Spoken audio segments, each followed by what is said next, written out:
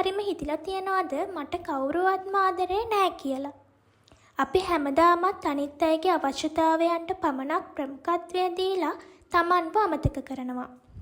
අපි දවසට එක වතාවක්වත් මටම ආදරෙයිද කියලා අහනවද? නැහැ නේද? සමහර අයට හිතෙයි මොන විකාරයක්ද ඒ කියලා. හැබැයි Tamanවම තේරුම් ගන්න එක, Tamanගෙම දුර්වලකම් පිළිගෙන ඒවට ආදරෙයි කියන එක, අනිත් අයගේ මතයට විතරක් Tamanගේ වටිනාකම තීරණය කරන්න නොදෙන එක තමයි Tamanට Taman ආදරෙයි කියන්නේ. Tamanට ආදරය කරනකොට අනිත් අයගේ වචනවලට ඔයාව වටන්නවත් රිද්දන්නවත් බෑ. ඉතින් මේ වගේ Tamanටම ආදරය කරන එකම තමයි Tamanව ලස්සනට පිරිසිදුව බලා ගන්නවා කියන්නේත්. නිදහසේ ඉන්න පුංචි වෙලාවක ඔයත් හිතලා බලන්න ඇත්තටම මම මට ආදරෙයිද? මම කොහොමද මට ආදරය කරන්නේ කියලා. මගේ channel එකනොත් මම මේ දේවල් ඔයාලට අරන් එන්නම්.